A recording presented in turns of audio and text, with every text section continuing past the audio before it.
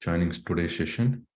So we'll start with Kirtan and then Mangalacharan prayers, and then we'll enter into our session.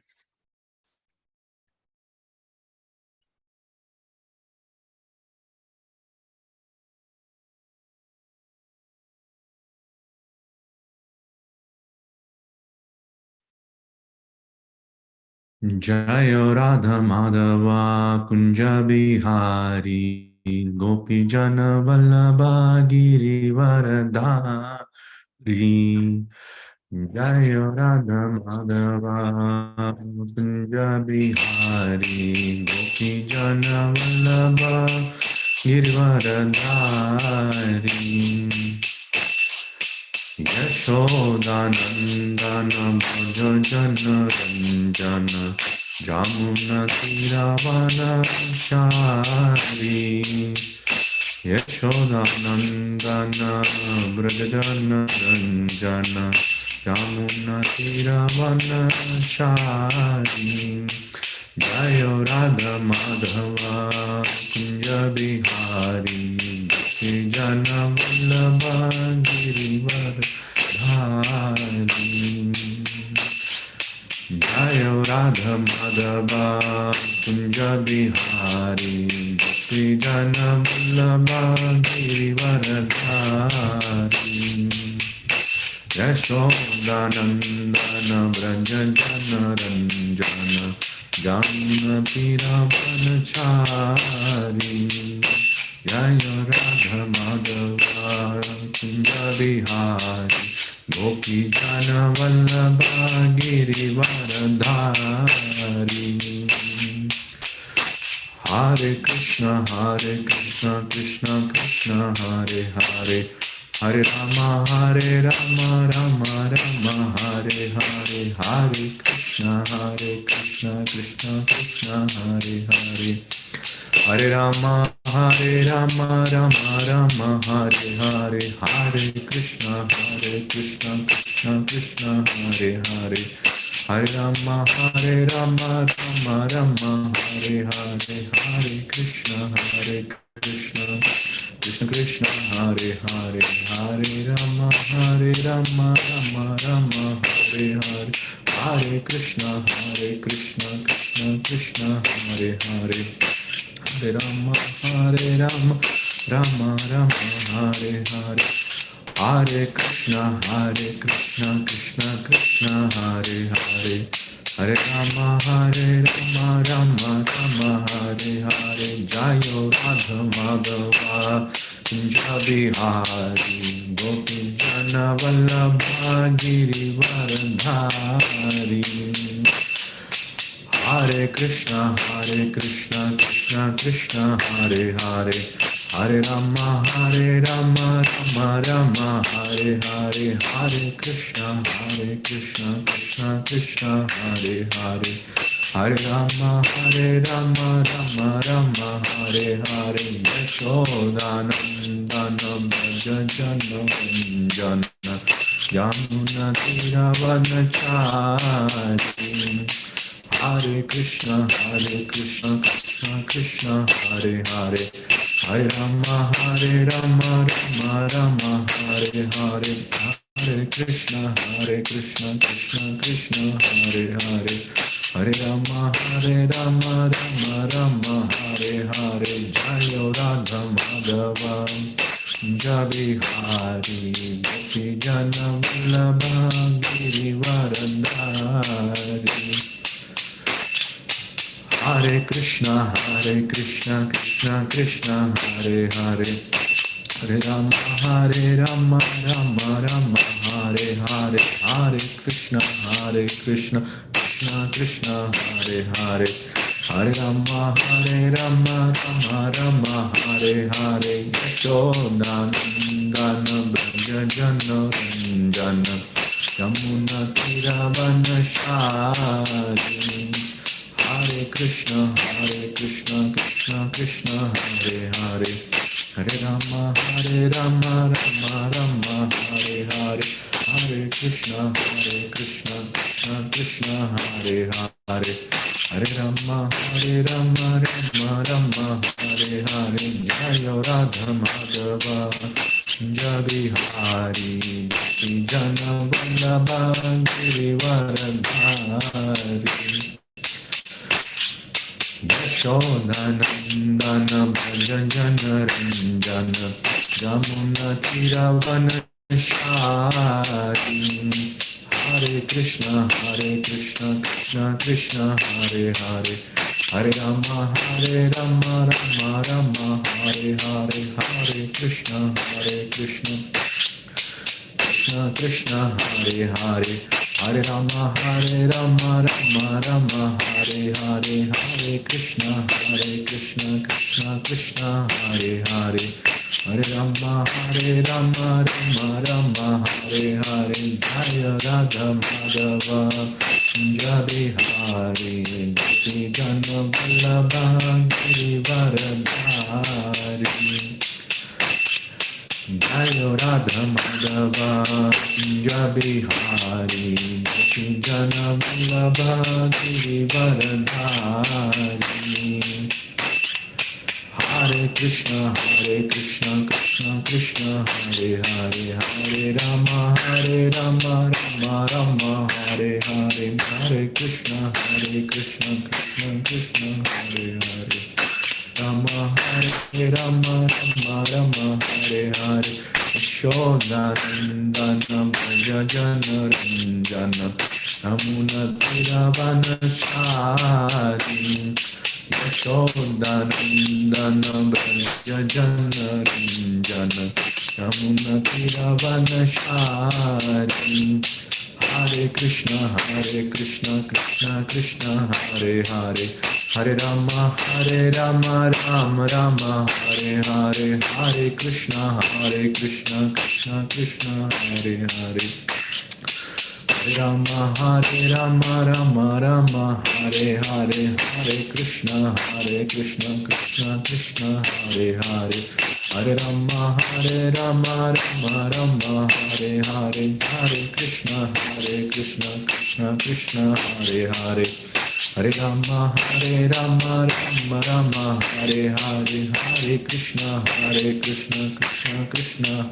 Hare Hare Rama Rama Hare Hare Hare Krishna Krishna Krishna Hare Hare Hare Rama Rama Hare Hare Hare Krishna Krishna Krishna Hare Hare Hare Rama Rama Hare Hare Hare Krishna Krishna Krishna Hare Hare Rama Rama Hare Hare Hare Krishna Krishna Krishna Hare Hare Rama Rama Hare Hare Hare Krishna Krishna Krishna Hare Hare Rama Rama Hare Hare Jaya Prabhupada Jaya Prabhupada Prabhupada Jaya Prabhupada Jaya Prabhupada Prabhupada Prabhupada Jaya Prabhupada.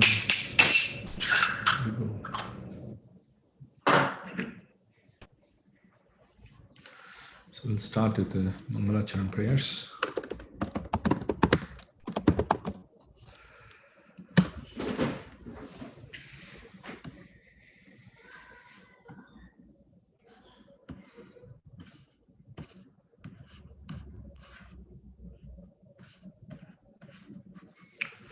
Om Jnanatimirandhasya Jnananjana Shalakaya Chakshurunmilitam Yena Tasmai Shri Gurave Namaha Shri Chaitanya Manobhishtam Stapitam Yena Bhutale Swayam Rupa Kadamahyam Dadati Swapadantikam Vandeham Shri Guru Shri Yutapadakamalam Shri Gurun Vaishnavangscha Shri Rupam Sagrajatam Sagana Raghunathanvitam Tang Sajivam Sadvaitam Savadhutam Parijana Sahitam Krishna Chaitanya Devam Shri Radha Krishna Padan Saghana Lalita Shri Vishakhanvitangscha.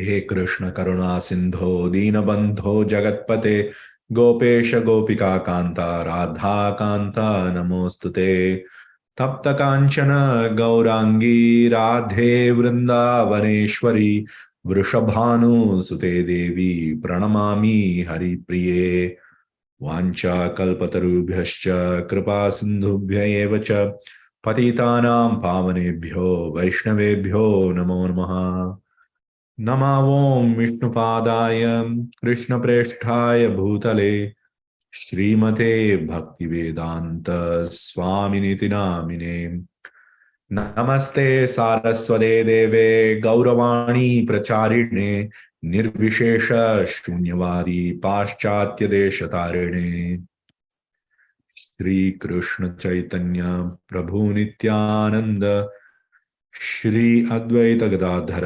श्रीवासादि गौर भक्त वृंद हरे Krishna Krishna Krishna Hare Hare Hare Ram Ram Ram Hare Hare. So today's topic is, before I start, that whatever instructions come out of this session, that's mainly for me. I'm instructing to my own mind, and whatever other transcendental topics that come out of the literatures of Srila Prabhupada and previous acharyas, and whatever I have heard from different Maharajas, those are all the credits go to them, and I'm here to share that knowledge. But if any instructions that come as part of this session, that is mainly for me. I'm instructing my own mind. Thank you. So with this, today's topic is let me check my audio first, 1 second. Yeah. So today's topic is Krishna, the source of all incarnations. So actually it was advertised in the email as Krishna Katha. So many times we see the title Krishna Katha. So Krishna Katha means about Krishna, which includes Krishna's qualities, Krishna's pastimes, and Krishna's names. Discussion about all these subjects would become Krishna Katha. But many times we don't so much focus on who is Krishna. Sometimes we come to ISKCON and then we've been told to worship Krishna. He is the Supreme Personality of Godhead. He is the source of all incarnations. But on what basis this whole Siddhanta is established is not very clear to some of us. So this discussion is going to be mainly focusing on that. Why do we say Krishna is the Supreme Personality of Godhead? The usual thing what we have heard from sampradayas outside Gaudiya Vaishnava Sampradaya is that Narayana is the Supreme Person, and from him comes all avatars, including Krishna. One of the 10 incarnations or avatars is Krishna. But then this seems to be something new, that Krishna is the source of all incarnations, including Narayana. Where is this coming from? What is the proof for this? What is the pramana for this? And if you simply say that I've been told when I came to ISKCON, first of all, that is not very convincing to us also. When we are practicing Krishna consciousness, at a certain point, doubts will arise because our own previous experience or because of interacting with the people outside when we go for book distribution or preaching. When they ask questions, then we question ourselves. How am I saying Krishna is the Supreme Personality of Godhead? What is the basis? What's the pramana? So this topic is very important in that aspect, especially as a member of the Gaudiya Vaishnava Sampradaya. We should clearly understand why Krishna is called the Supreme Personality of Godhead. But before we start the topic, we should go on questioning one other aspect as well.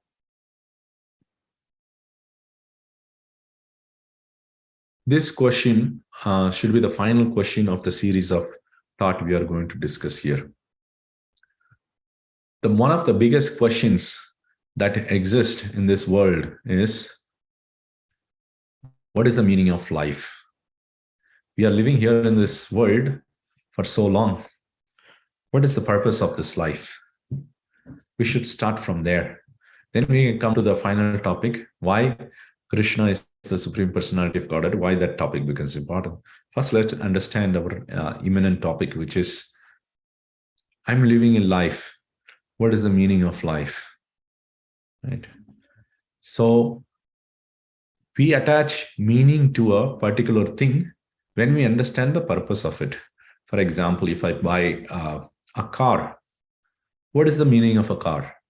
The meaning of the car is basically I use it for some of my travels from home to office or from my home to another friend's home. I use it as a mode of transportation.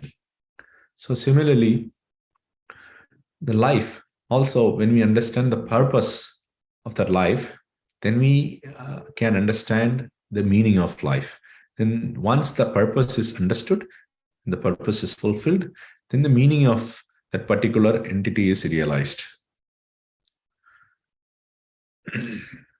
So we have been, from birth, we have been given many purposes.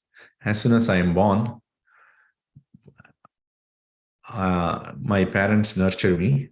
But after a point, when I start to understand the world, then I've been given an immediate purpose at the age of around 5, that you should go to school, elementary school. You should start interacting with other people. Once I start growing, then my academics become very important, that you should get good marks. You should study the subject nicely. You should deal with others properly, right? These are all different purposes. Once you go into the high school level, then the topic, the purpose, changes a little bit.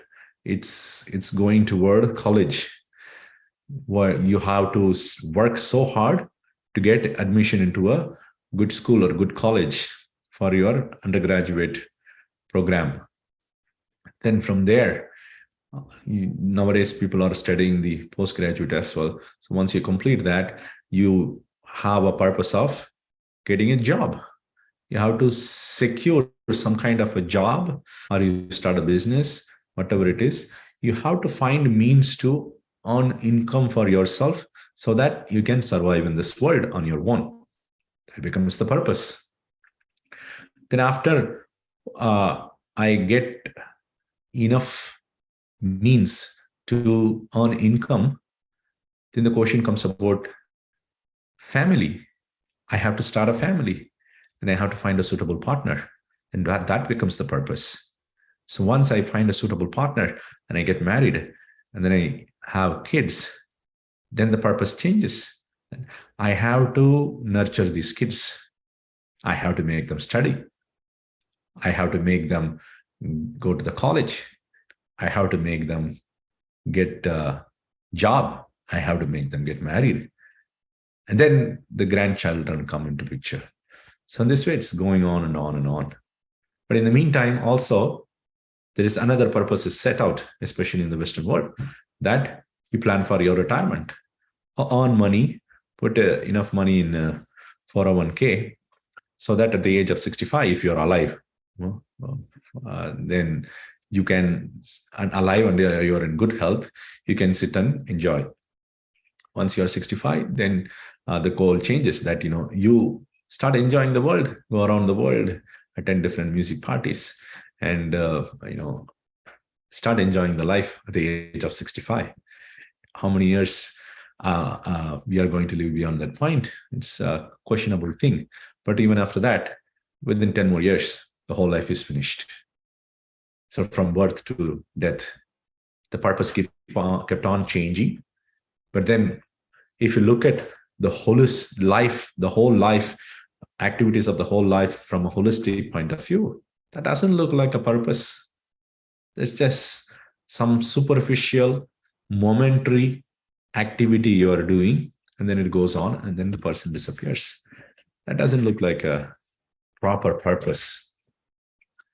Some people will say that you have to pass on the legacy of whatever you have inherited from your parents and grandparents, and that is the purpose of life. Those who are a little bit cultured, they have this kind of purpose that you have to pass on the legacy. You have to pass on the cultural values. You have to pass on the inherited wealth, whatever it is, right? That also doesn't look like so much like a purpose, because I have to just pass on to the next person, and the next person has to pass on to the next person has to pass on to the next person. What is it purpose? Where is the purpose in that? Purpose is just passing on. What's the purpose of that passing on if nobody is actually holding and doing something about it, right? Then we turn towards science to look for an answer for finding out the purpose of life. So in the 1950s, famous scientists, they came up with this idea of estimating the chemicals in your body. So they came up with a bunch of different chemicals. Your body is made of 80% of water and phosphorus and other different chemicals blended together. It becomes your whole body. And then they calculated the amount, the value. They attributed a value to each of these chemicals. And then they came up with a final value, which is around $20. With $20, using $20, you can purchase all the chemicals that make up your body. So you are nothing but a bunch of chemicals. That's also not very satisfying. That's not the purpose. The purpose is that you understand that you are just a bunch of chemicals roaming around. That's not very helpful. Or in some other psychiatric fields, if you go, then the idea propounded there is that the brain wants to solve problems. And some of the problems it cannot solve simply doing arithmetic logic. So it projects out something called the consciousness, which you become alive. And then you are there to solve some problems. But what problems it is solving and for what purpose? That's not very clearly explained. So you are nothing but a projection of your own brain. That also doesn't look so much appealing. Then we turn toward the biology, which is the evolutionary science, right? So there, evolution is talked about. So in the beginning of the creation, there were this amino acids, and somehow they were floating in the protein ocean of protein, and then some lightning hit. And then they started developing into a single cell amoeba. And then from there, they slowly developed and then became aquatic. And then from there, came finally into the stage of mammal. And then the human being comes out of that. So there is the evolution that's going on. And then put the human being at the top of the evolution because he is controlling everything else. But if you look around, our behaviors, they don't look like a very evolved creature also. Animals, when they fight with each other, they fight in a very small scale, using their claws and nails. They kill each other for food or for securing an environment or fighting for a mate, right? But human beings, on the other hand, we prepare atom bombs. We prepare so many weapons. Most of our budget, the country's budget, goes for army and weaponry. Why? To do anytime, ready to do a mass eradication. Kill people in a wholesale, instead of killing one by one. That also doesn't look like, looking at this behavior, it doesn't look like we are actually an evolved creature after all. Because if our evolution is just a scale of how much people we can destroy, that's not a very good evolution also. We are not satisfied even with biology also. And some people take a really good stand and then they come and say, science actually cannot say the purpose of life. It is a tool. You can use it to do something, but it cannot tell you what is the purpose of life. That is not the objective of science. Well, it is good, but then science cannot answer that. Okay, then we have to simply move on to some other source for finding out the purpose of life. Then we turn toward the religion. So the general understanding that comes from any religion in the world is that you develop a relationship with God, and they give you a path to do that activity. For that, there are two things that have to be defined. One is, who is God? The second thing is, what is the path to achieve him, right? So if you look at Christianity, for example, the God is defined as a Trinity, three truths, you can say. And he's a person. Especially in the Genesis of the Bible, in the beginning of the Bible, it talked about that, he walks around, he has legs. That means he also seemed to have hand, because he makes everything, the human beings using his hand. So yeah, he has a body, he has a personality, he is a person. That's what Christianity is establishing. But how does he look? That we cannot make out from our material mentality. So that's it. That much understanding is there, and all he is trying to do is rule this world and give proper punishment to people. More portrayed like a God, a supreme entity sitting there, right? Some level of detail is given about God.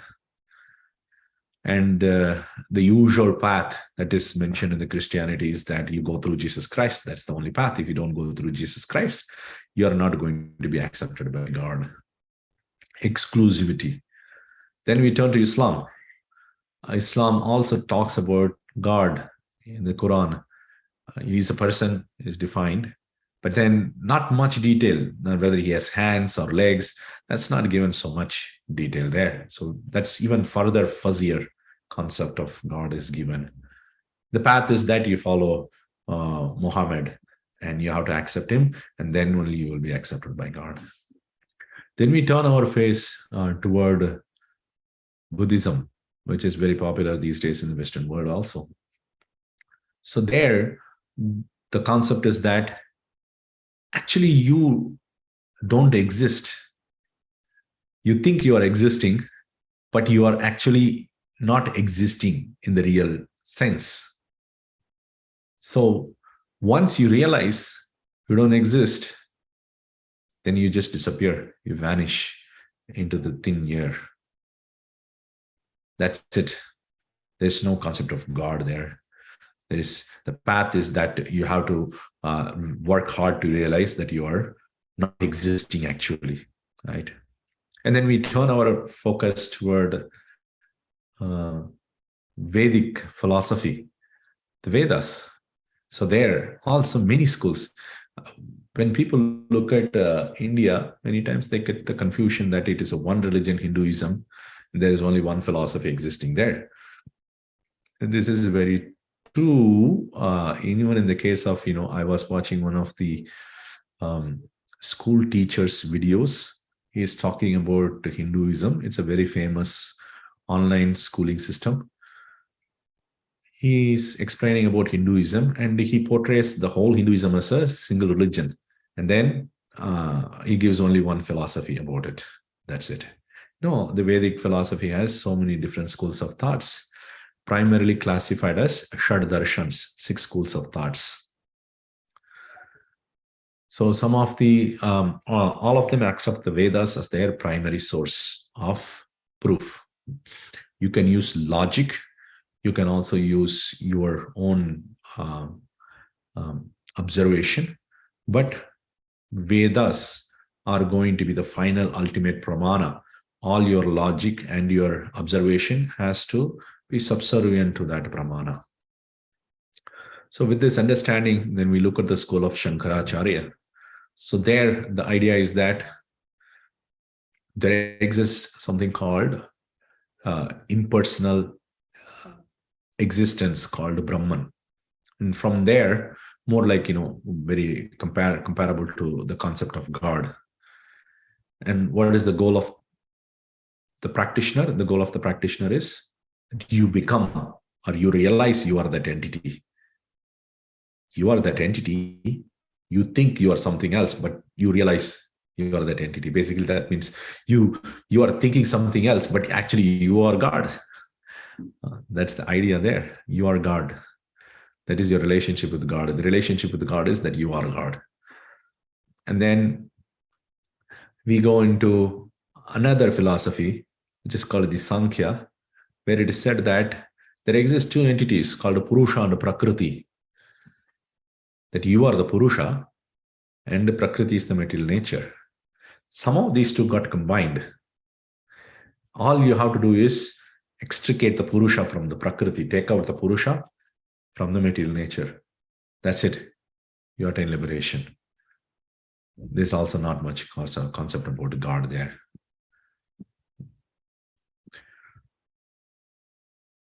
So we turn next to the school of Vaishnavas. So Vaishnavas, in the school of Vaishnavas, the concept of God is described as there exists a separate person outside the material world, inside of the material world also, but he is untouched by the material world. And you develop a relationship with that person and you achieve. And that relationship is eternal. You're going to stay there in the spiritual world. That is the Vaishnava's philosophy. So there are so many paths.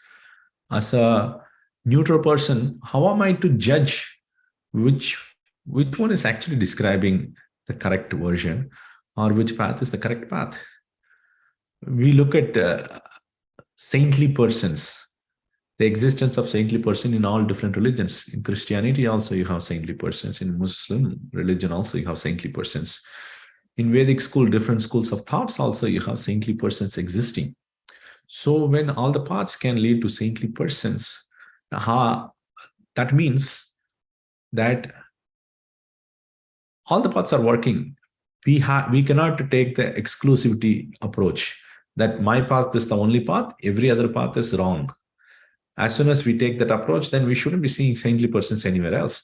We should see saintly person following one particular path, but that's not the case. We see saintly persons everywhere. Somehow they are also,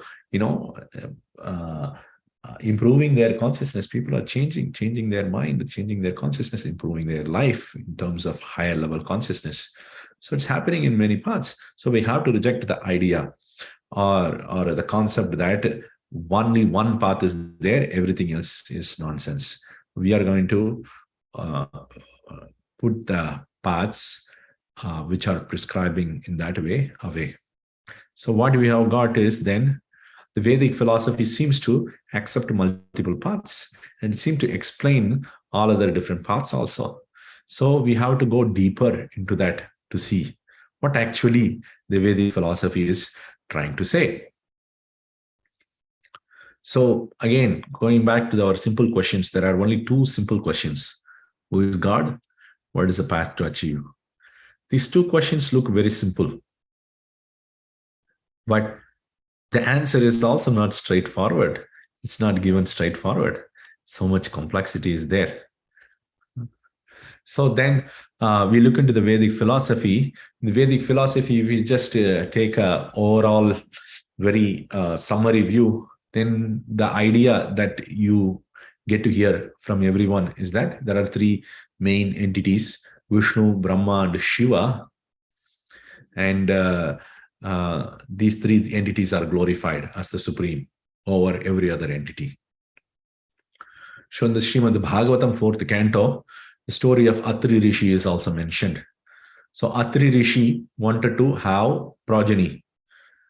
So he was instructed by Brahma to create progeny. In the beginning of the creation, the main duty of Brahma is to populate the whole planetary systems, three worlds, upper, lower, and middle. For that, he has to delegate the job. If you're a good manager, you don't do everything yourself, you delegate to somebody else so that others do it. So Brahma also delegates this job to his own sons. So he also asked Atri Rishi to create progeny.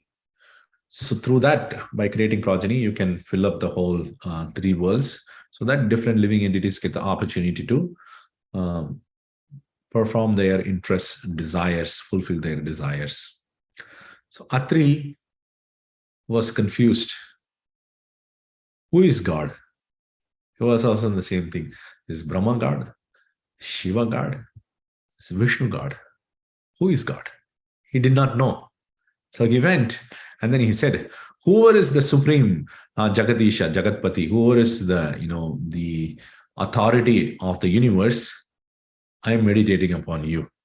So he performed Ashtanga Yoga system, and he executed his sadhana, the practice, to actually see who is the supreme.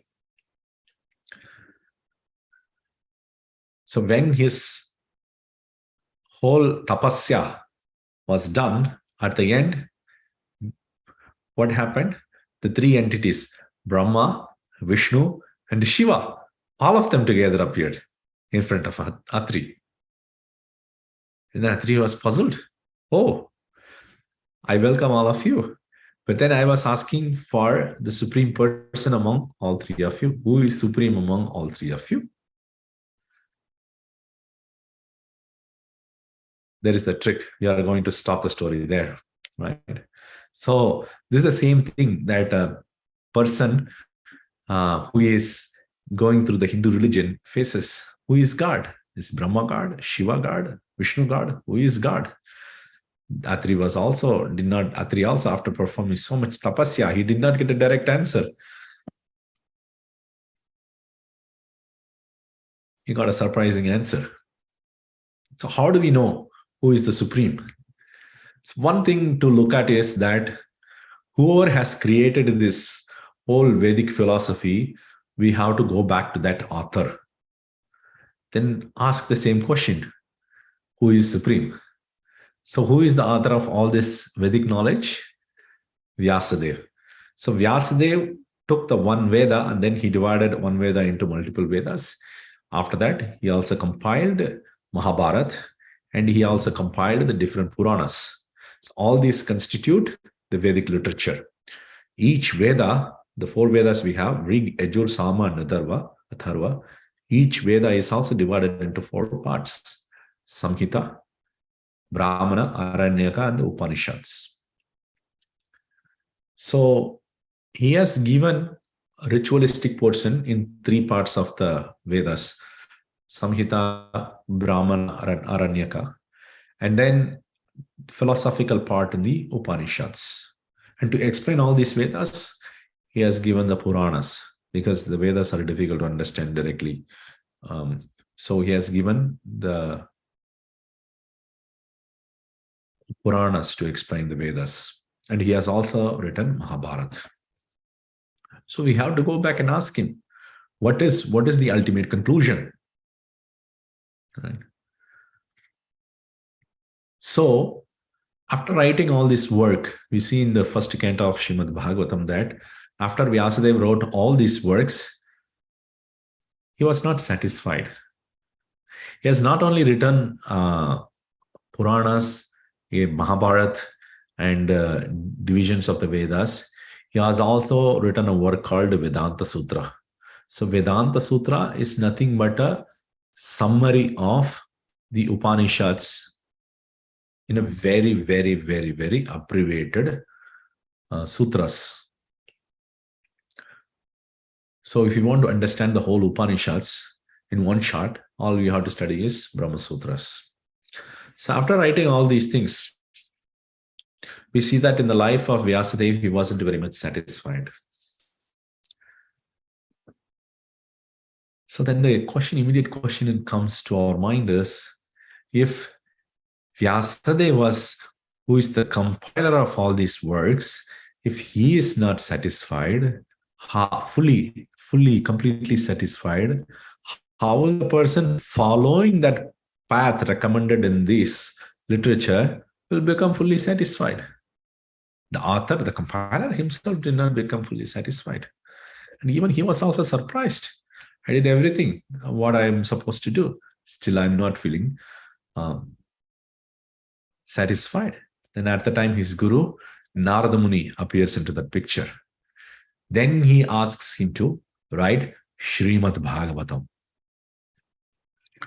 You have written so many works, but you have also confused the people also because you have given so many options in your works. But then write the conclusive portion, one work which should give you the conclusive thing, nothing else. Don't give so many options. Just to give only one option. That is the best option for any living entity, and write that in Srimad Bhagavatam. So after receiving this instruction from Narada Muni, now Vyasadeva did not go on simply write. He wanted to realize that first himself. Then he can write about it.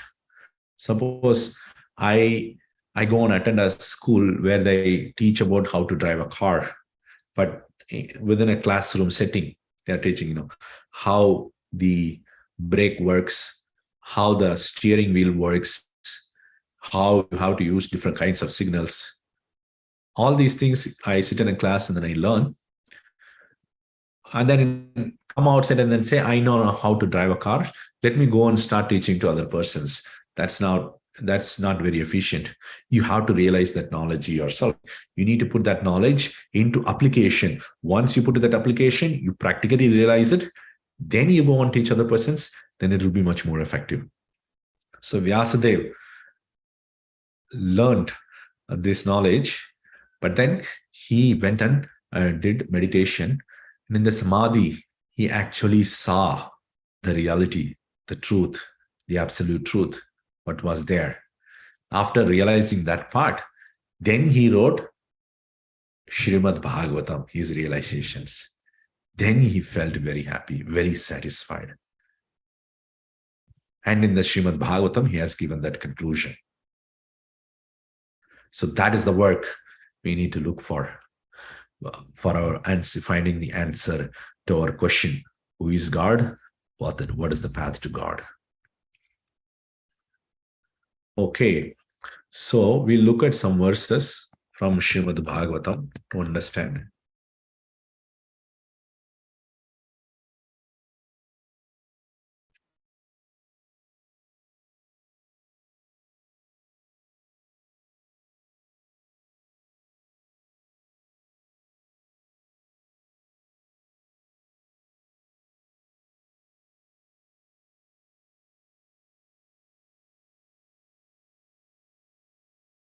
In the first chapter of the first canto itself, our question is being asked here. Pumsam ekantataha shreyaha. Pumsam ekantataha shreyaha. That shreyas is actually the better thing, the good thing for a particular person, right? For all the humanity, what is the best thing? Please tell us that. So this defines the purpose of life. So if you tell me what is best that for all the living entities which are undergoing this life, then you can find out the purpose of life. And in the very first chapter,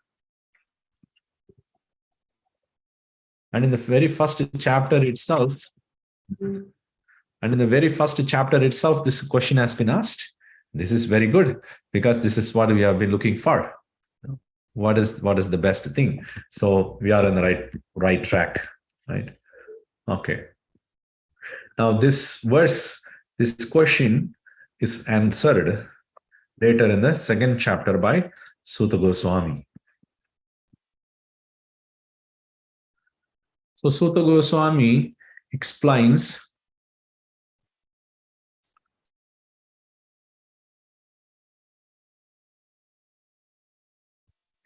the purpose of life. Dharmasya hyapavargyasya narthorthaya pakalpate narthasya dharmaikantasya kamo labhaya hi smritaha. All occupational engagements are certainly meant for ultimate liberation. They should never be performed for material gain. Furthermore, according to sages, one who is engaged in the ultimate occupational service should never use material gain to cultivate sense gratification. Dharmasya hi apavargasya. So the dharma is for the apavarga. So what is dharma? Dharma is what has been prescribed, the particular path, you can call it, for the living entity, the purpose of the living entity, or in one way, the practice of the living entity to achieve the ultimate benefit. So dharma is prescribed for every person. Dharma changes from person to person. Dharma is also customized. It is not one dharma that is applicable to everyone.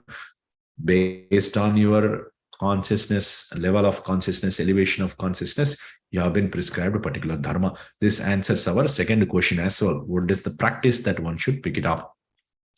That is dharma. So the human form of life is divided into 4 stages: brahmachari, grihastha, vanaprastha, and sannyasi. And based on the consciousness of the human being, they are also categorized into 4 different categories: Brahmana, Kshatriya, Vaishya, and Shudra. So you mix and match, you will get to know what is your dharma, because dharma is unique for a particular varna and a particular ashrama. Dharma prescribed for one varna and one ashrama may not be suitable for another varna and another ashrama. So it is particularly given to that particular context of living. But dharma also gives you ways to earn your income. By performing your dharma, you also get your means to live your life. For example, the dharma of a brahmana is that he should perform patana patana yajana yajana dana pratigraha, that he should study the Vedic scriptures and he should teach that to others, and then he should perform worship of the Supreme Lord or the Yagya himself, and then he can also do that for somebody else, on behalf of somebody else, and he can go and ask for money, and he should also give money to others. Artha, right? So in this way, when the dharma is prescribed for the person, it is also the ways to live is also embedded within that. However, we should not be confused thinking that the purpose of dharma is only to do the living. Many times people get confused. Oh, what is my dharma? I am a grihastha. My dharma is that I take care of my family. I go and do a job. I earn money. I take care of my family. No, that is not the purpose of dharma. Here it says, dharmasya hi apavargyasya. Dharma should be performed for getting liberation, apavarga. Na artha, arthaya upakalpate. That is, its purpose is not for earning wealth. It is not for earning artha. Dharma is for liberation. By performing your own dharma, your goal should be purifying your consciousness and you attain liberation. Not that I will just focus on how to attain my dharma and maintain my family and myself nicely. That is not dharma is for. Okay, that's clear. And what about the money I earned? What should I do with that out of this dharma which has come to me? Na arthasya dharma ekantasya kamo labhaya hi smritaha. So as soon as I get money, what do? I go and purchase a Tesla car, or I purchase an iPhone, or I purchase nice food stuff so that I can eat and enjoy, or I go to wine shop and then drink nicely, or find some illicit relationship and go and enjoy with different women. No, that's not the purpose of artha. Here it says, na arthasya dharmaikantasya, that artha which is earned without breaking the rules of dharma, dharmaikantasya. Kamaha labhaya hi smritaha, not for the purpose of kama. We have dharma, artha, and kama. So dharma is for liberation. Artha should also be used for liberation. Artha is not for kama, not for pleasure. Kama means enjoyment, pleasure. And the next verse, Kamasya nendriya priti labo jiveta yavata jivasya tattva jignasa nartho yaha cheha karma bhi. So what do I do with kama? So the Purusharthas means the goals of human life. There are 4 Purusharthas: Dharma, Artha, Kama, and Moksha. So we understood that Dharma is for attaining liberation. And then we also understood that Artha is also should be used for liberation. What about Kama? That is also mentioned as Purushartha. How can you use Kama, enjoyment, for Dharma? Here it says, Kamasya na indriya priti. The usual understanding is that as soon as enjoyment comes into picture, I gratify my senses. Indriya priti. Give happiness to the indriyas. Priti means happiness. So I give happiness to the indriyas, senses. For example, I take a gulab jamun, I put it in my mouth. That gives a very good feeling for my tongue. What I am doing by putting the gulab jamun in my mouth, I am giving happiness to my own tongue. Tongue is nothing but a sense of myself. And then I take a nice fragrant object and then I smell it. I feel very nice. Or I can take some alcoholic drinks and then I just satisfy my mind because my mind is taken out of all the suffering and then it is floating in the high air. So it is not for that purpose. Kamasya na indriya priti. Kama is not for giving happiness to your senses. What is then that for? How can it be used for dharma or liberation? Labo jiveta yavata. It should be used as much as is required for one's living.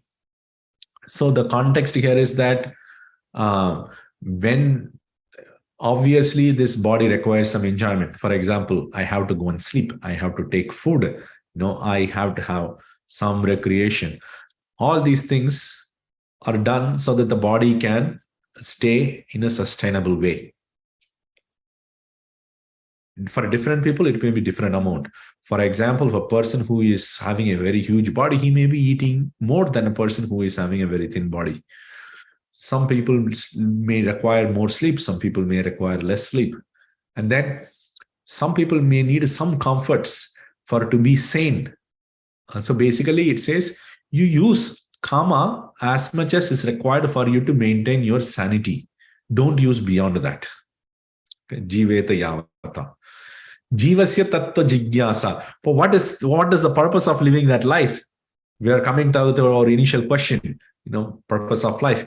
Jivasya tattva jignasa. You have to use your life to inquire into tattva. Tattva means truth. When we say truth, we should not misunderstand that it is like when we speak lies, right? Or people come and say, oh no, you should speak truthful. You should speak the truth. You should speak truthfully. You should not speak lies. Not that truth. We are not talking about that truth here. Truth means that which really exists, the reality, the real reality. So Prabhupada here translates it as absolute truth. It's not a relative truth. For example, I purchase a Tesla car. That's not absolute truth because after 100 years, the Tesla car is going to disappear from its existence. That's not absolutely going to exist. So here, you cannot call Tesla car as tattva. Tattva jignasa means you have to inquire into that truth which is absolutely existing. So that is the purpose of life. Jivasya tattva jignasa.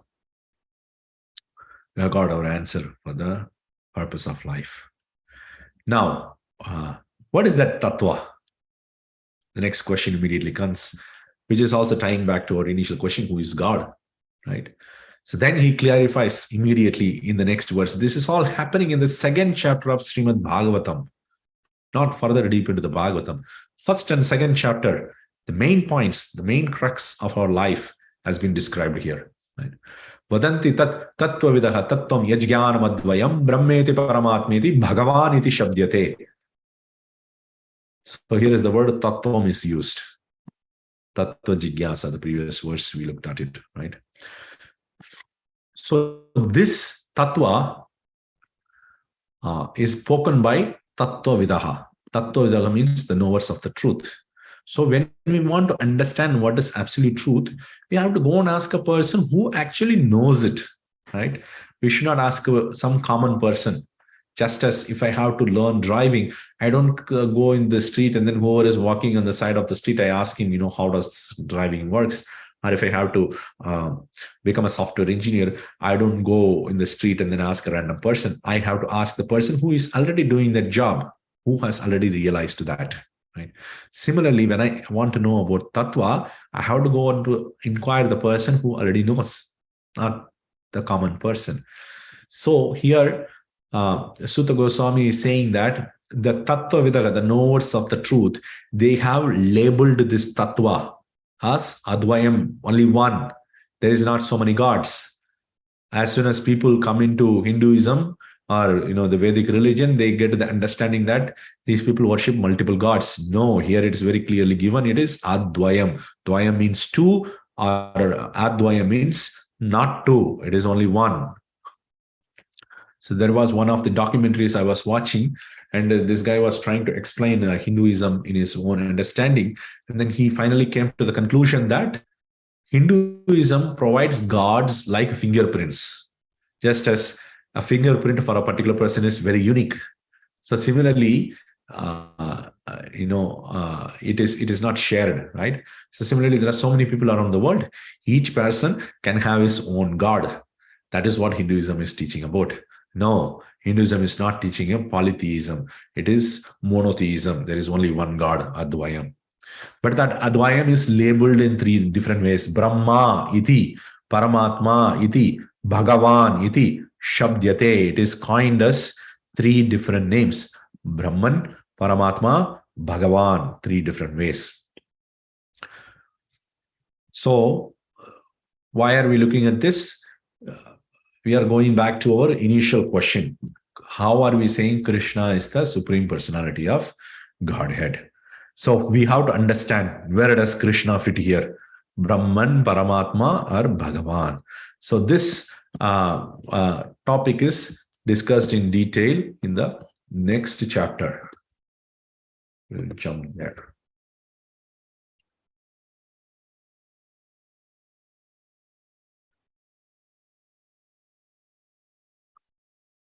Sutavacha jagrihe paurusham rupam bhagavan magadadibhi sambhutam shodasakalam adau loka sisrukshaya. So we saw three terms: Brahman, Paramatma, and Bhagavan. Here two terms are explained: Bhagavan and Paramatma. Here it says Jagrige Paurusham Rupam. This Paurusha Rupa, or the Purusha Rupa, is actually the Paramatma form. It will be later explained in Srimad Bhagavatam, but I am just cut-shorting and then explaining it here itself. So this Paurusham Rupam is Paramatma. Bhagavan. This Bhagavan is taking the Paramatma form. So the hierarchy is also established. There is Bhagavan, and he is coming as the Purusha. He is taking on to the Purusha form. So it's not two different persons, as was clearly mentioned in the previous verse we looked at. Advayam, there is only one entity. So that one entity, Bhagavan, it's taking the Purusha Rupa, or the Paramatma form. So what is that Paramatma form is for? Magadadibihi, he comes with Mahat and other elements, Sambhutam. He is united with all these elements. Why?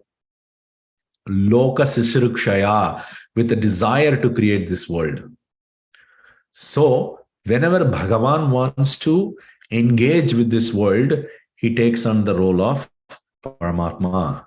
And Paramatma, with that role, he actually deals with the material world. So, there are three forms of Paramatma.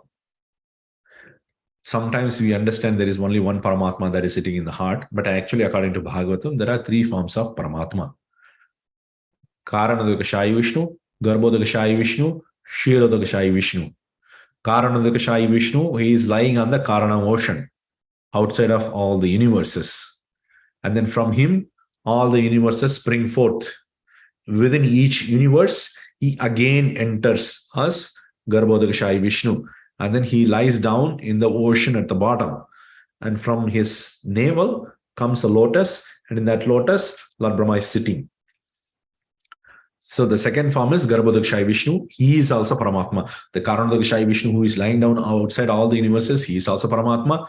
The person who is inside the universe, he is also Paramatma. Then he expands into Kshirodakashayi Vishnu. And then he goes and, situates himself with all living entities. So that is the third Paramatma. The third Paramatma is with each living entity. Every living entity is having association of one individual person, that is Kshirodakashayi Vishnu. And then the whole universe has one Paramatma, that is Garbhodakashayi Vishnu. And all the universes combined together, the whole material nature has one Paramatma, and that is Karanodakashayi Vishnu. So Bhagavan takes this role to engage with this material creation in the beginning.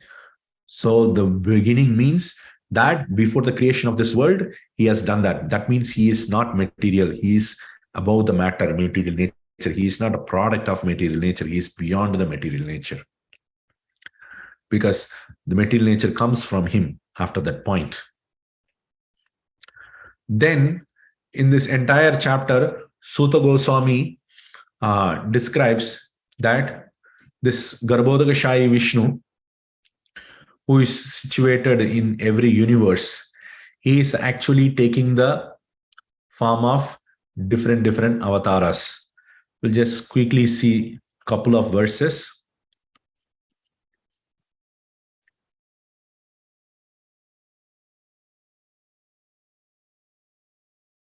Okay. Etat nana avataranam nidhanam bijam avyayam yasya angsha angshena srijyante devatriyan narayadayaha.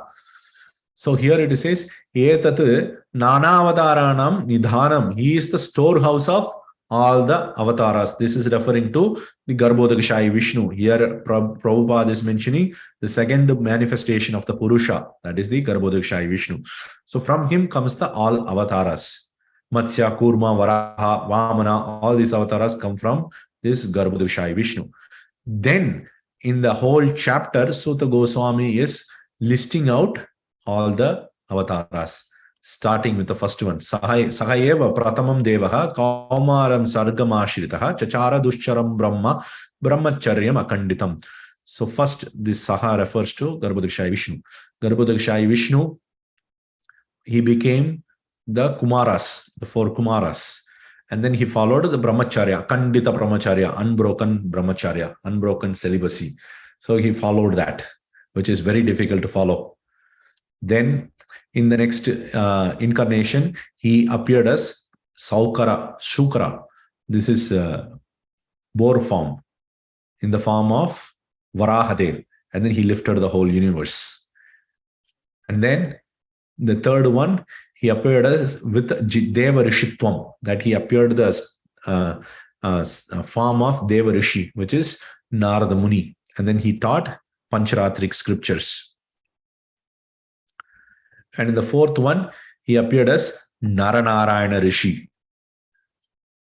And the fifth one, he appeared as Kapila. So in this way, he describes all the different avatars that are coming from Garbhodakashayi Vishnu. Then coming down,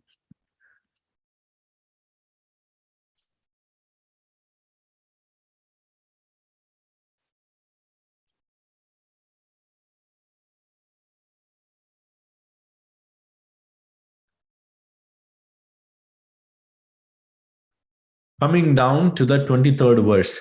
Ekona Vimshe.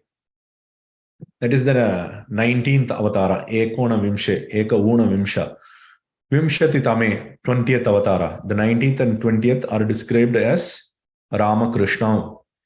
Rama and Krishna. Rama here refers to Balaram. But here they are mentioned as Bhagavan. They are not just avatara. They are Bhagavan.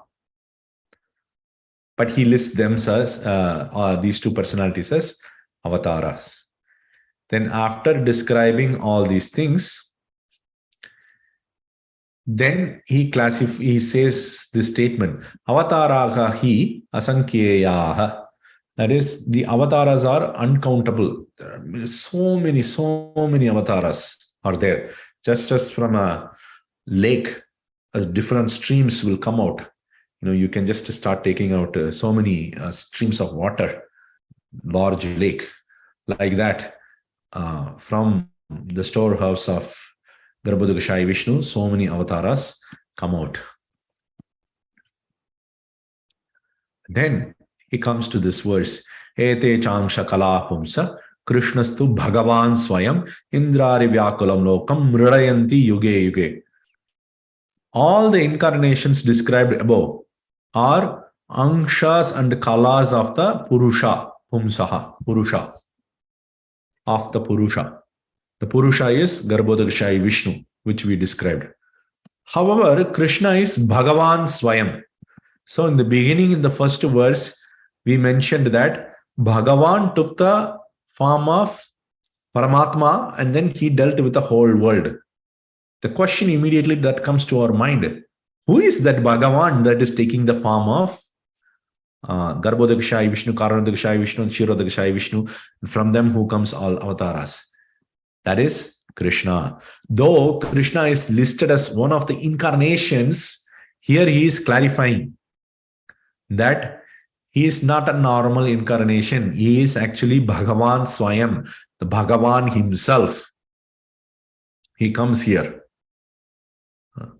So this verse is actually discussed so much detail by our acharyas. We will go to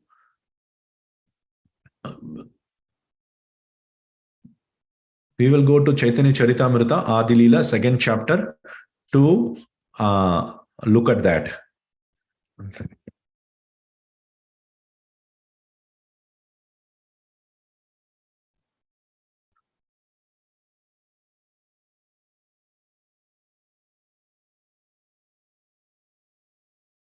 Here also he lists out the same words. Ete chansa kala bhumsa Krishnastu Bhagavan Swayam Indrari Vyakulam Lokam Mridayanti Yuge Yuge. So every yuga, all these incarnations appear to kill the demons who are disturbing the whole world.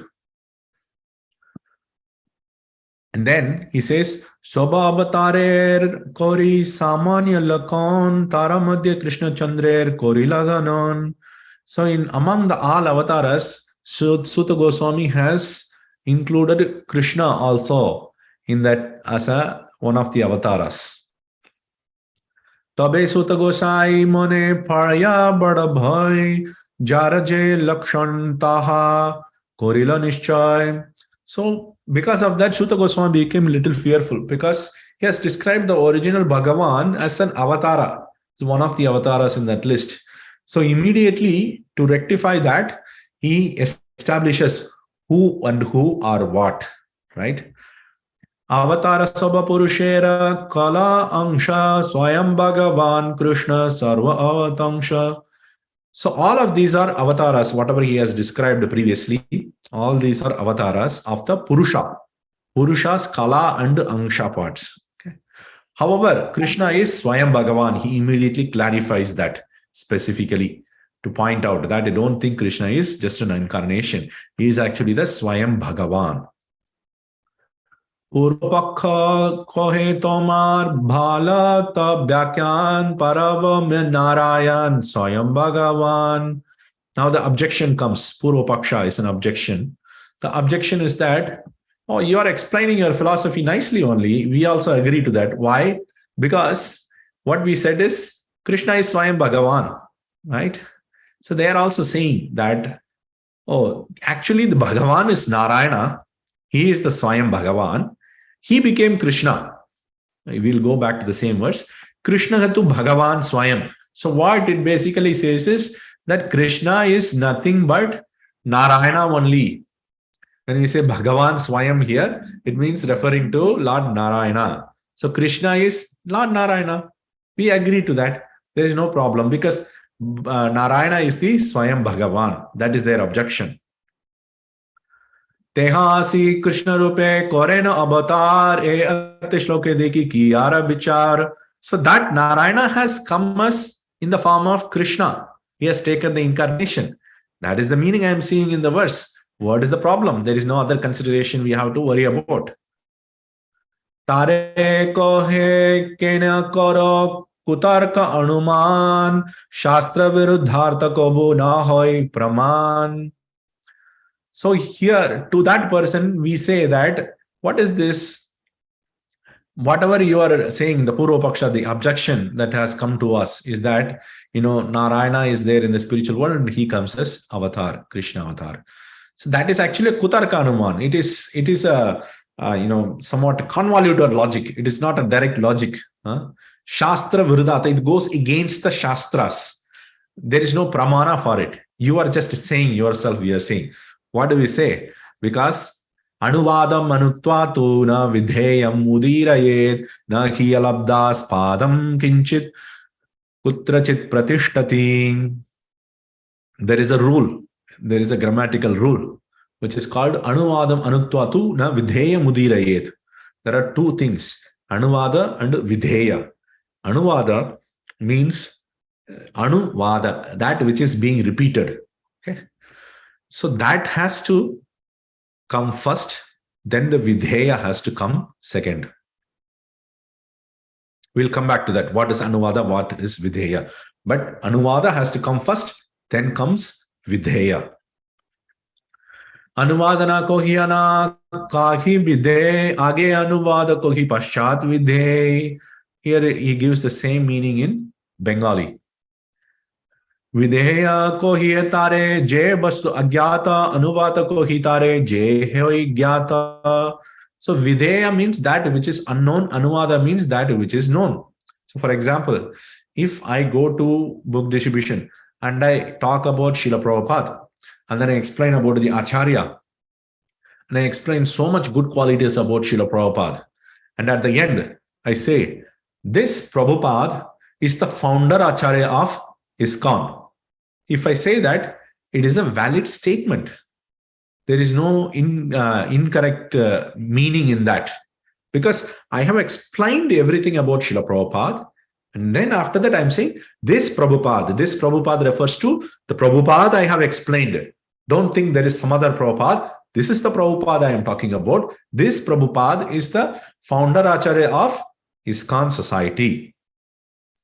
But if I explain everything about Prabhupada, and then I come and say, the founder Acharya of ISKCON is Srila Prabhupada, then it introduces a confusion. What is the confusion? Why this guy is talking about ISKCON? He was talking about Srila Prabhupada. So then he should talk about Srila Prabhupada. Suddenly he is changing the topic into some other entity, ISKCON, which I haven't even talked about that previously, right? So ISKCON's founder Acharya is Prabhupada, then changes the tone. I am putting more emphasis on ISKCON rather than Srila Prabhupada. So you have to put this Prabhupada is the founder Acharya of ISKCON. So this makes a gradual transition into introducing unknown subject. The known subject is Srila Prabhupada. The unknown part is that he is the founder Acharya of ISKCON. So I am adding that new information. Then I can talk about ISKCON because ISKCON I have introduced to there. Then I can talk about what is ISKCON. So there is a gradual transition in the topic. That is what he is also saying here. Jaiche kahiye Vipra Parama Pandita Vipra Anubadigar Vidheya Panditya. So in the example I gave, this Prabhupada refers to Anuvad because it is repeating. So I have explained about Srila Prabhupada. At the end, I am saying this Prabhupada. I am repeating same Prabhupada. So it becomes Anuvada, repeating. Then the unknown information is Vidheya, that he is the founder Acharya of ISKCON. I'm introducing a new topic. So that is Vidheya. Here he gives another example, Ye Vipra Parama Pandita. He gives the same meaning. We'll skip all this explanation because we are seen with our explanation. Toichengha avatar sabahoile gyata kara avatar ye bastu avigyata. The same thing. When going back to our previous topic, when we talked about all the avatars, when Suta Goswami talked about it, there was always a question. Whose avatara are these different incarnations that you have described? The question comes. That is unknown. Avatars are known, but whose avatars this is, that is not known. Ete shabde avatarera age anupad purushera angshapache videya samvad. So here is the word ete. Ete means all these. Ete refers to all the incarnations which are previously described. So that is being described as amshakala pumsaha of the Purusha. The Purusha's incarnations, the Purusha's angshas. It is being very clearly established at this point. That's what Kaviraj Goswami is saying. So here, Ete refers to, just like we in the previous statement we said, this Prabhupada, so these incarnations. So the topic explained all incarnations, at the end say, these incarnations are the incarnations of the Purusha. We are changing, we are introducing an unknown point there. Taiche Krishna avatar bitare hoila gyata tahara vishesha gyan se abhagyata. So in this thing, we have also, Suta Goswami has also listed out Krishna as one of the avatars. But there is a specific information about Krishna is not mentioned there. And that is that he is the original Bhagavan. That was not mentioned there. So the topic is also gradual transition. Krishna, who is already listed out as one of the incarnations, is Bhagavan Swayam. Atayeva Krishna Sabde Age Anubad Swayam Bhagavata Piche Videya Samvad. That is why the Krishna word comes first in this verse. Krishna ha. Then Bhagavan Swayam comes because a gradual transition is happening. That this Prabhupada is the founder Acharya of ISKCON. Like that, this Krishna, which has been already explained, is Bhagavan Swayam. He is the Swayam Bhagavan, original personality of Godhead. Krishnera Swayam Bhagavata Iha Hoila Sadha Swayam Bhagavanera Krishnata Hoila Badya. But if you come and say that Bhagavan Swayam is Krishna, that Bhagavan Swayam means that is Narayana. That Narayana has become Krishna. That means this Bhagavan Swayam has to come previously. Bhagavan Swayam tu Krishna. But then again, who is Bhagavan Swayam should also have been explained. That Narayana is Bhagavan Swayam. That Bhagavan Swayam Krishna. That Bhagavan Swayam became Krishna. It should have been like that. But nothing was talked about Narayana here at all. And then Krishna is put, the word Krishna is put in the front to explain the topic transition. Krishna Jyoti Angsha hoite Angshi Narayan Tabe Viparita hoite Sutera Bachan. So if you come and say that Narayana is the source of all incarnations and Krishna is an avatar of that Narayana, this goes against the statement that Suta Goswami is making. Narayana Angshi E Shayam Bhagavan Teha Shri Krishna Ache Korita Bhyakan. If Narayana is the original incarnation and Krishna is an incarnation of Narayana, then he should have said that Narayana is the source of incarnation, who is the Swayam Bhagavan. That Swayam Bhagavan becomes Krishna. Swayam Bhagavan, Krishna, Narayana, Angshi, Swayam Bhagavan, Krishna. He should have said like that. But we don't see any statement like that. So that is not the explanation. Brahma Pramad Vipralipsa Karana Patam Arshabhagya Bhake Nahi Doshaye Shaba. So the four types of defects don't appear in the words of Arsha, the rishis. In the words of rishis, because these words are coming from Vyasadeva himself, we don't have four mistakes: Brahma, Pramada, Vipralipsa, and Karana Patava. These mistakes, illusions, cheating, and defective proportion. Basically, they don't make any mistakes. They say it correctly. Viruddhartha kohatumi kohite kararosh tomar artha abhimrushta videyangsha dos.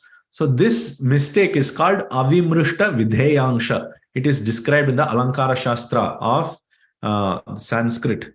you can take a look at it. So this avimrishta vidheyangsha means that you don't transition from one topic to another topic. Gradually, you just do, haphazardly. So that mistake is not existing in the words of Sutta Goswami. So he says that if I point that out, then you get angry. But, you have a fault of avimrishta vidheyangsha. This Krishna Das Kaviraj Goswami is speaking to the opponent. Jara Bhagavata hoite annera Bhagavata Shoyam Bhagavan Shabdera Tahaite Satta. So, from one Bhagavan, if another Bhagavan comes, that is, from Krishna, if Purusha comes, both of them are Bhagavan. There is not two personality. They are same personality only. But then the original person from whom the second Bhagavan appeared, that original person should be called the Swayam Bhagavan. That is the meaning of Swayam Bhagavan. Gives an example. Deepa hoite jaiche bahu, deepera jolan, mula eka deepa taha, koriya ganan. So you take one original candle and then you go and light up all other different candles. But that original candle which lit up all other candles, that is called the Mula Deepa. That is the original candle. Every other candle that came from the fire of this candle. That is the relationship. Taiche Shobha Avatarer Krishna se Karan Ara Eka Shokashuna Gubya Akya Khandan. So in this way, Krishna has been established as the Supreme Personality of Godhead, the original Supreme Personality of Godhead. Is going into another explanation. We will not see that. But I also wanted to point out Vishwanath Chakravarti Thakur's commentary on this subject. We'll quickly go through it because he gives additional information on this point.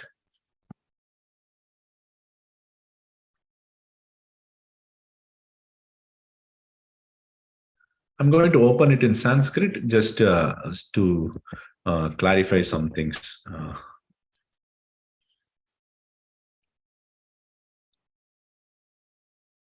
I will read through that so that I don't miss out any information that Vishwanath Chakravarti Thakur is presenting. Nanu esham sarvesham tulyatvam eva va asti va taratamyam.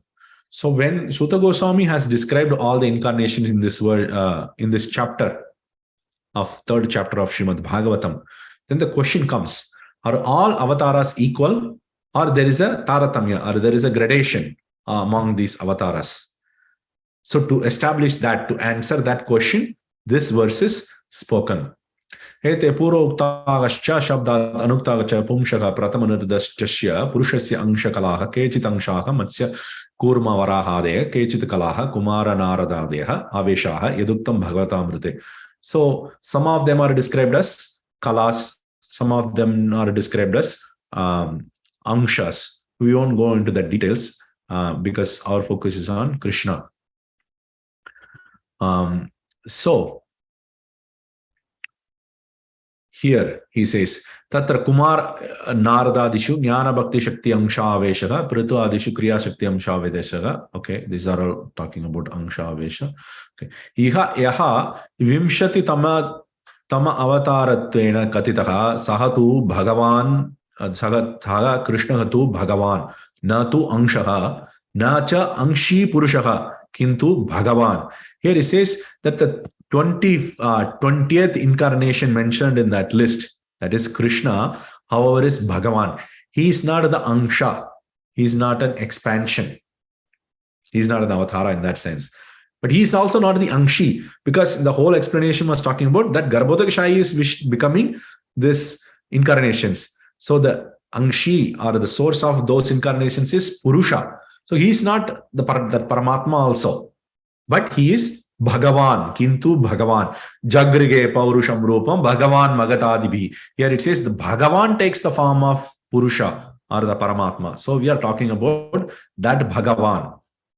Iti padya uktaha yaha Purushasya avatari Bhagavan sakayeva iti artaha. So that Purusha's avatari, that he is the source of that Purusha. That Purusha is called Bhagavan. Saying the same thing what Kaviraj Goswami has also said, Anuvada Manutva eva na Videya Mudirayet. So one should speak the Anuvada first, then speak the Videya first.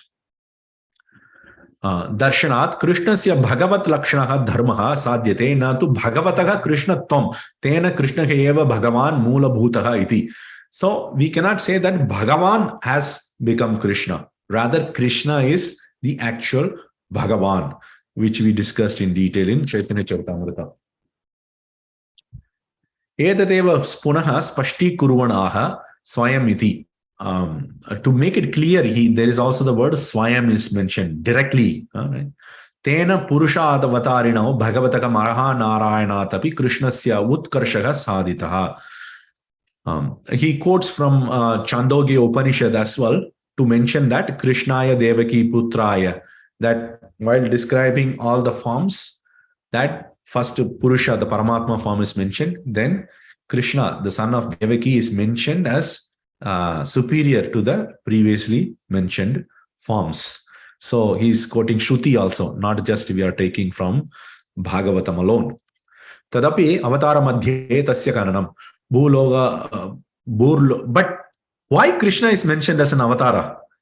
He should have been directly mentioned as Krishnastu Bhagavan Swayam. Why he should be mentioned as one of the persons in the list of incarnations? The question comes, right? Burlokastaha maturadi dama vilasitatvat naralilatvat prapanchika lokeshu karuna adhikyat avirbhava tirobhava abhyamcha. So, in the Mathura, which is situated in the Buloka, the Bhumandala, that's a Mathura, it's a Dham. In that Dham, to play around, Krishna appears like a human person, right? And he appears within this material world. Why? Out of his own mercy, he shows himself to everyone to attract all the living entities in this world. And then he disappears. So because he appears and disappears, he is called an avatara.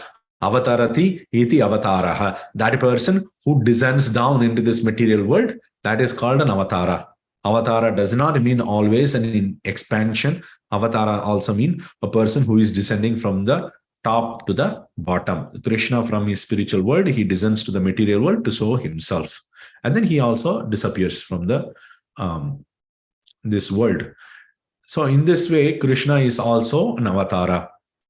But then there are many statements in Bhagavata Purana which goes against this statement also. Nanu tatra angshena avatirnasya vishnoha viryani shanshanaha. In the Bhagavata Purana 10th canto, first chapter, there it says that Vishnu appeared as an incarnation. That is referring to Krishna. Then 10th chapter, 10th canto, 2nd chapter, it says, Dishtya amba te kukshi gataha parama paraha puman angshena sakshat bhagavan bhavaya naha. So this is the prayers of the demigods. They are saying that Bhagavan has appeared as an angsha in your womb. That is Krishna, right? He's appeared as an incarnation, as an angsha. He's not the angshi.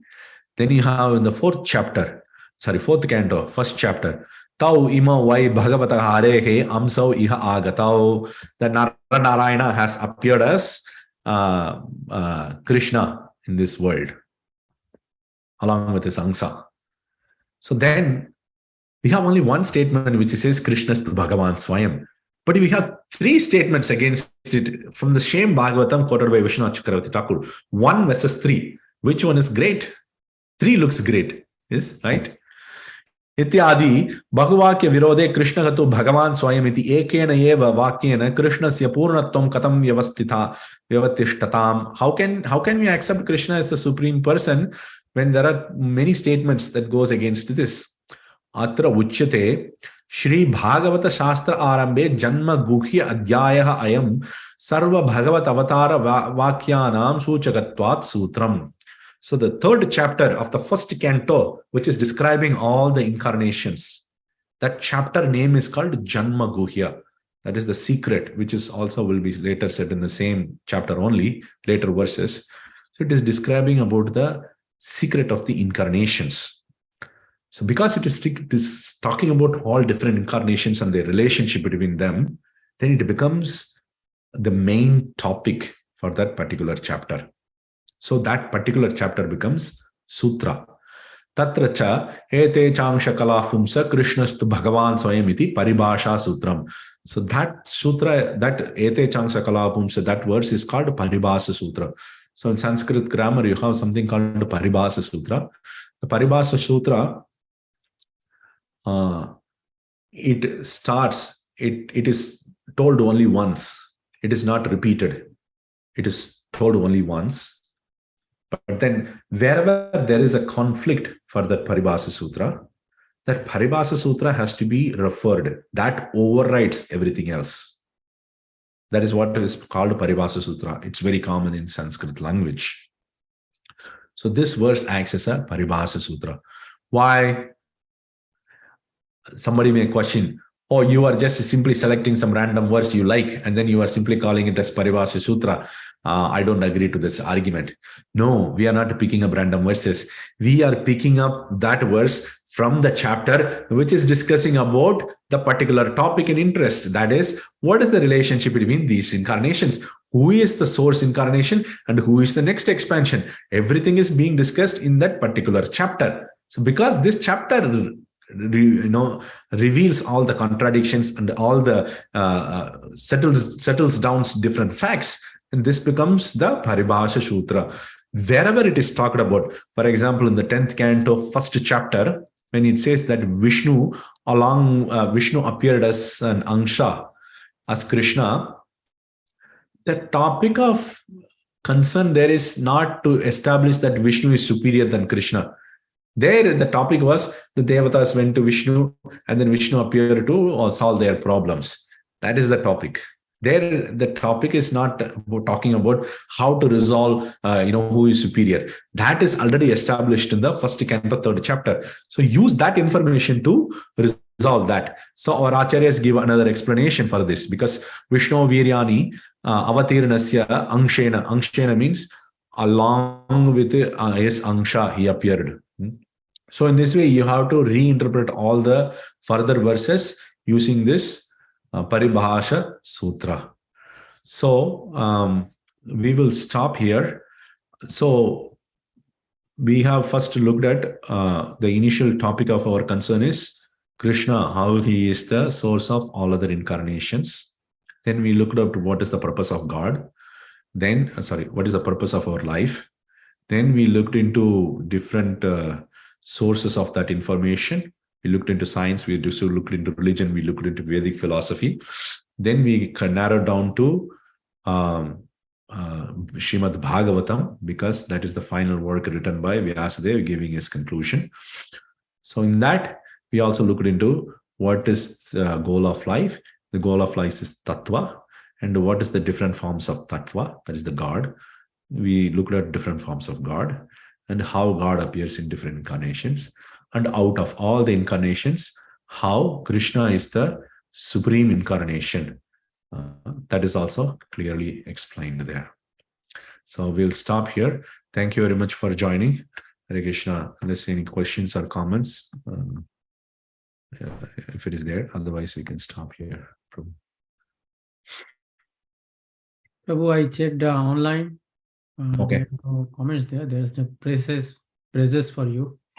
No such comments basically from. And they're just saying like Hare Krishna, I'm from Jagannath Puri, and all people have joined from there. Okay. Yeah. Thank you. Yeah. Great.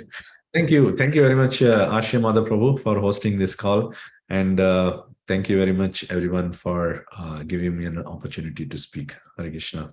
Let's stop here. Prabhu. Very, very nicely you connected, to the various verses, and then you went to get the authority, Vishwanath Chakravarti Thakur, how to basically interpret, the Bhagavatam verses to correctly come to the conclusion that Krishna is the, the source of all incarnation. Thank you, Prabhu. Thanks a lot, Prabhu. Thank you. Mancha kalpatarubhyasya kripa sindhubhya eva cha patitanam pavanebhyo vaishnavebhyo namo namaha. Gaur Vaishnav ki jai. Vraja Jivana Prabhu ki jai. Srila Prabhupada ki jai. Thank you, Prabhu. Thank you.